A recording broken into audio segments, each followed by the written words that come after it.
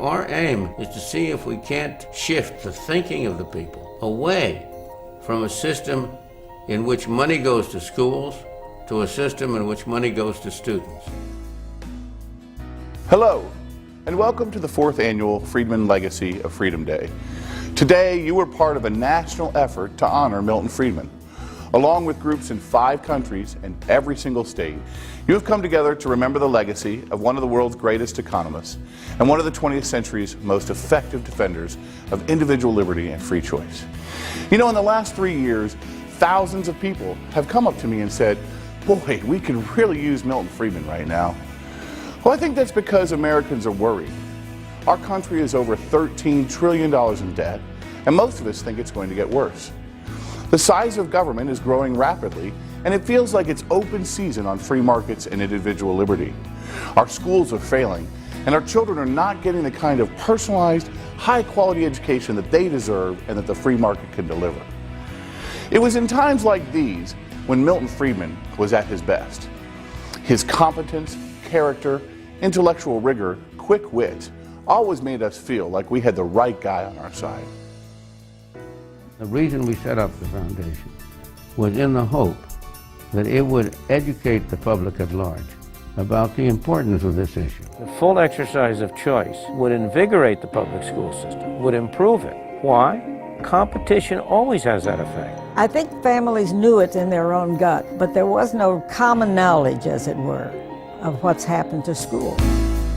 And he insisted that the future had to do with education and that we would not survive unless we could educate all of our children. And I think that was a magnificent, spectacularly important point that he made. Well, that there has to be a constant effort to change the organizational model of education, to make it more dynamic, to make it more market-oriented, to provide more choices, and that you can have a single standard and you can have a single expectation which is significantly higher, but how you achieve that should be done outside of a monopoly, that there should be many choices, more charter schools, more voucher programs, expanding the existing voucher programs. Friedman said, no, if you give out vouchers and let the children go to whatever school is the best school available to them, then the teacher's monopoly on education will be broken. I think Milton Friedman would probably say, good work, nice start, a lot more to do. The great achievements of civilization have not come from government bureaus. Einstein didn't construct his theory under order from a bureaucrat. Henry Ford didn't revolutionize the automobile industry that way. In the only cases in which the masses have escaped from the kind of grinding poverty you're talking about, the only cases in recorded history are where they have had capitalism and largely free trade. You know, I think you're taking a lot of things for granted. And just tell me where in the world you find these angels who are going to organize society for us. Well, I don't even trust you to do that. I mean, he really did remind me of the runaway nature of government. You know, I hadn't thought about that. He helped me a lot. I used to be a flaming liberal. Now I'm a liberal, and I kind of, I flicker on this issue. I don't flame, I just spark a little. You wrote an article about school choice 50 years ago. Now, it's just starting to happen. What you should do is to have a voucher equal to about 50% of what government is spending. That would save save the taxpayers money, and it would be a high enough sum to produce at least a better quality of schooling. The last thing I'm going to do, because I'm afraid Dr. Friedman is watching me, is to tell you that competition is not a good thing. There's no doubt that a major reform of the educational system would benefit low-income people in this country more than any other reform you can think of.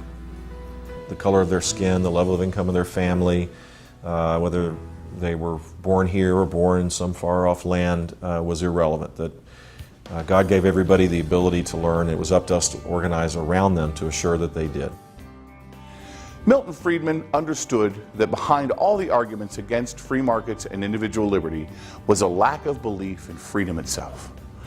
Today, we are gathered together to celebrate our belief in freedom and to honor the legacy of a man whose work and life epitomizes a dedication to individual liberty, free markets, and school choice. We gather to remember his legacy, and we gather to gain strength from his legacy, knowing that his work will always be with us as we engage in the constant struggle for freedom.